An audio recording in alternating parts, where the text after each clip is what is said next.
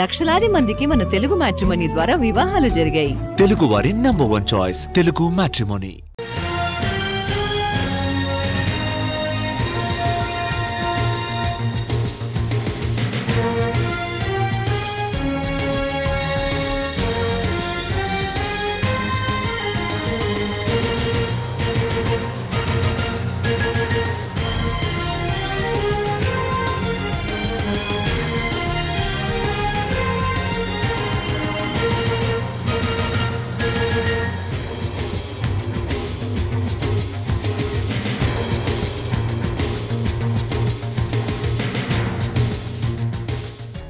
Dubbaka MLA కొత్త ప్రభాకర్ రెడ్డి సంచలన వ్యాఖ్యలు చేశారు. కాంగ్రెస్ పాలనతో విసుగు చెందిన బిల్డర్లు, పారిశ్రామికవేత్తలు ప్రభుత్వాన్ని కూలగొట్టాలంటున్నారని చెప్పారు.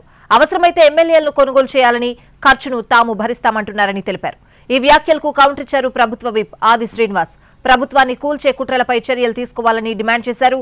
10 ఏళ్లలో వేల కోట్లు సంపాదించారనే విషయం అర్థమవుతోందని అన్నారు.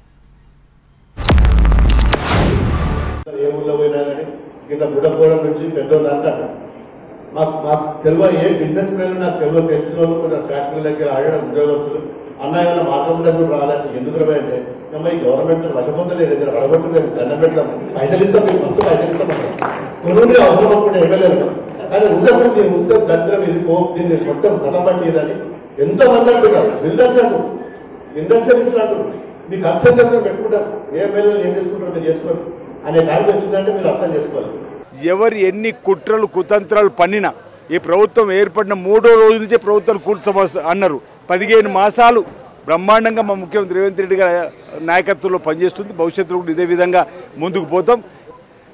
గత 10 సంవత్సరాల వారి పరిపాలనలో ఎంత అవినీతి అక్రమాల సొమ్ము ఉందనేది ఒక మాట. ఈరోజు ఈ ప్రభుత్వాన్ని కూల్చడానికి చేసే ప్రయత్నం పైన, ఈ కుట్రల పైన విచారణ జరపాలని మా గౌరవ ముఖ్యమంత్రి గారిని ఈ సందర్భంగా నేను కోరుతా ఉన్నాను. ఇలాంటి వారి ఆలోచనలకు ఎవరు కూడా మా ఎమ్మెల్యేలు ముందుకు రారన్న మాట సదరు తెలియస్తా ఉన్నాను.